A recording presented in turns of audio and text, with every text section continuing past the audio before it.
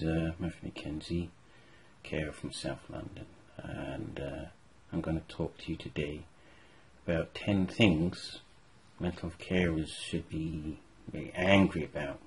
It's going to be a fairly brief video. Well, I hope I'm going to try and make it a brief video. So if I just want to jump straight into things. Before I do actually go on, what I want to say is each of these 10 things, I wouldn't say that one of them or two of them is going to be the most important one. They are all important depending on the situation you face as a carer. So what I'm trying to say is that for me, perhaps one of the points that I'm going to make might make me more angry as a mental health carer compared to another carer who has perhaps something else that might be affecting them, which will think that I'm not really happy about this. But the whole point of this video really is to just raise awareness on what mental health carers go through. And what I mean by a mental health carer is that you have someone who's a carer, not a care support worker, because those are paid to see clients in their homes and help them with daily physical activities. Carers or mental health carers, carers are unpaid, caring for someone, usually a relative or friend or neighbour, or perhaps even long distance. They're caring for someone unpaid. A lot of it is emotional care as well, it's not always physical.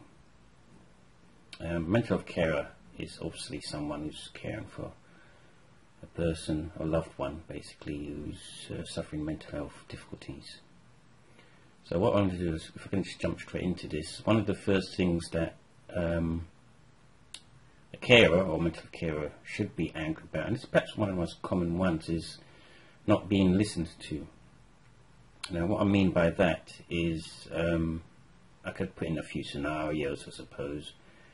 A carer would specifically speak to a health professional about their concerns, and the health professional might be, well, to be honest, it's not always their fault.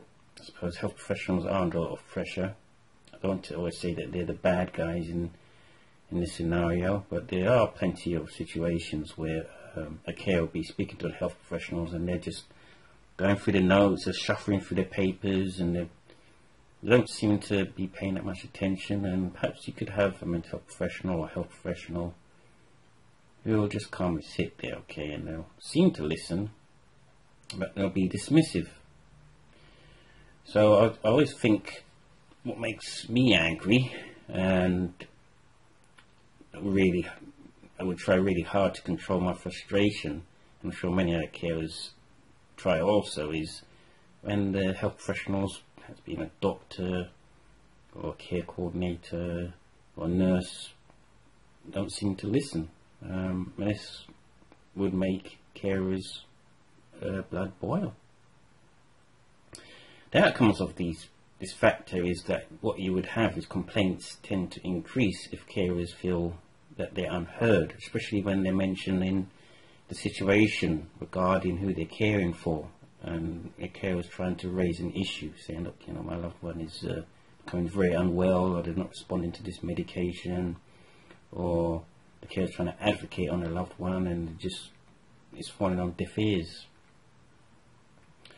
The next one I want to jump into, I suppose, is I think it's quite a common one, is that carers not actually giving information, which is perhaps not actually confidential. Just make note, this is the second one. Obviously this may affect other carers compared to certain carers who perhaps have better services in the area, or they may have been more prepared and have information in advance. But there are situations where you can get carers or mental health carers requesting information in order to do their role as a carer, and it's not confidential. All they want is my loved one safe and well? Are they in hospital? Or I can't think of any others off the top of my head. They're not asking for anything really personal. I just want to know the loved one is well, or if someone is allocated to them, you know, what's confidential about that. But then I think this actually goes on down to training. I don't want to give the solutions or answers, because you're basically trying to decide what hospitals or the health system should be doing to train their staff. And I think a lot of it does sometimes go down to training, or very poor training. So carers not getting any information at all, or having someone listening to them when they're requesting something, or not even noting down that something was requested so it could be raised at a later date, can cause carers to be, you know, very angry, and they should be very angry if they can't get any information at all. They're being shut out. Basically, that's what I'm saying. Next one is being lied to, which is one of the third important situations. Carers and mental health carers, I suppose, would make them angry. And this is perhaps going on the other scale of not getting information. A carer would say, listen, you know, something's not right, my loved one, they've become very unwell. It could be medication, it could be that that the loved one hasn't been visited for a long time, so their concerns have not been addressed, and they've raised this and they want a meeting, and they've been given assurances saying, look, this and this and this and this has been done, when it clearly hasn't. And it's like you're up against a brick wall, because you get an idea that there's some sort of protection, you know, backs are being covered, and it's not really a good situation to say all carers, since it's not mental health professionals or health professionals, then all carers can't work out that they're being lied to. And that, of course, this will cause carers to disengage, or they have complaints. They'll complain, and complaints will increase. As a side note, though, having complaints increase isn't always a bad thing, because if there's measurements done in a mental health service to allow complaints to filter through, then people begin to learn or know what needs to be done. Because sometimes having a very low number of complaints can actually hide a situation that's ready to explode, because people are either ignoring it or it's not being measured, and this could lead to the other scenario where you get a serious incident, and people will be asking, well, why wasn't there any warnings of this in the first place? So okay, that's the third one. If I can go on to the fourth one, and that is very common. This one is basically carers feeling that they're not being appreciated. As far as I understand, in a civilized society, we usually expect, I suppose, people to be there for their families, especially in this era, I suppose, in 2017, when there's massive cuts to social care. So I'm sure, if you don't have to look far, you'll hear ministers saying, look, we should start looking after our families. Fair enough. And you have carers doing that already. The problem is, if there's been cuts after cuts after cuts, and carers can't get any support from themselves, then they do sort of feel, well, why am I doing this? I mean, isn't this what society wants me to do? I mean, it can't just be put on a situation where I'm getting so much pressure and I'm not getting any support. They begin to question whether it's even worth their hassle. Or even worse, I suppose, who's going to look after the carer when their caring role is done? I mean, they sacrifice so much, so they begin to feel unappreciated. This isn't particularly a good idea about looking after the carer, telling them that you've got to look after your family, you've got to look after the parents, because we do know that everyone's living longer. So old age people are actually going to rely on their sons and their daughters, on their relatives to step in. Money problems. is the fifth one. Is a very common problem, and it should, if you're a carer, make your blood boil. It should get you angry. And this obviously hits those who are also mental health carers, because it's very, very common that those suffering mental health problems also suffer an incredible amount of money problems. Number one being is because they just don't always have the insight. I know there's this sort of common phrase saying this is a bad decision the service user or someone who's suffering mental distress has made, but then look, if you don't have the insight, if you become really unwell, the last thing you're going to really be thinking about is checking your bank account records. Usually common sense would say, okay, this person's become unwell, who is there to step in, rather than letting the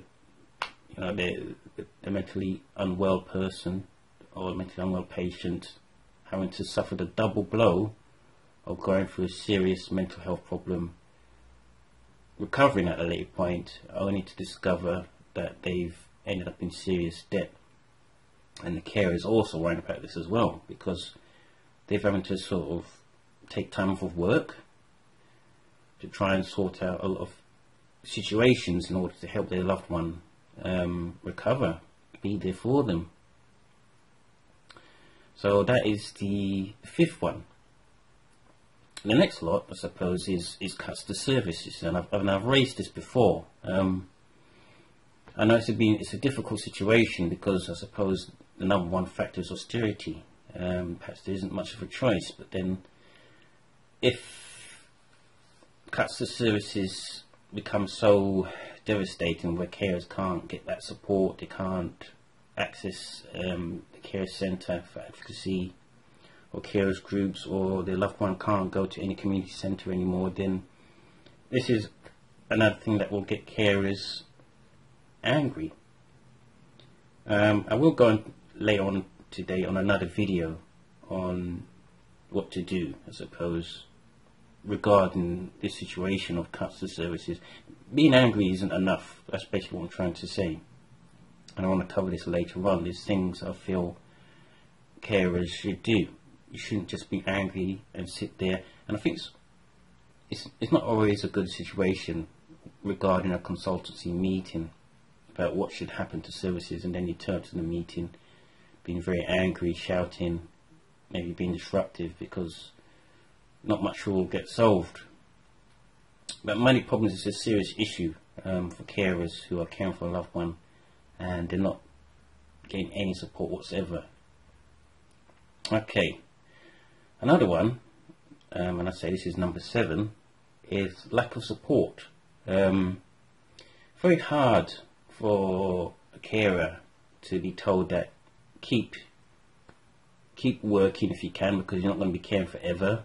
So that way in the future, when you're not caring anymore, you're going to still have something to go to. Yeah, but the problem is, if you don't get that support, how on earth can a carer continue on having some time for themselves or working part-time, and then when the care role stops, what can they do? You'll make the carer's blood boil, as with anyone. And also worrying about the future is another double blow, because they're caring and they're not sure. Alright, they can plan for the future, but if they're not getting that support, perhaps carer's assessment or constant carer's assessments. And it's not just the assessment. Sometimes you can get an assessment and it could be really, really bad. I've had a lot. Someone won't give you the copy of the assessment. When you get it back, all sorts of stuff is missing off the assessment, and you're thinking, well, why should I even bother? And then, alright, it might seem funny now, but it's just kind of ironic. But again, not getting that support, and it's not just assessment, it's other things as well that can make a carer's blood boil. Health problems, number 8.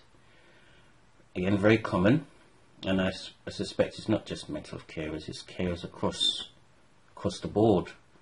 Because you're caring for someone and looking after someone's health and well-being, it's obvious that there's going to come a time when you're going to have to put your own health on the back burner. The problem is if this gets to a critical situation where you feel like you're failing in your role as a carer or mental health carer, and you start worrying and you get depressed and you feel that you're failing because you're not getting that support, and the constant scenarios that I've mentioned before makes you angry, and this is affecting your health. You're getting tired, you're getting exhausted, no one's listening to you, you're being lied to, and all accumulates, and before you know it, you're in the hospital. And by rights, if you're a carer, you should be getting angry about this. It's your life, it's your health.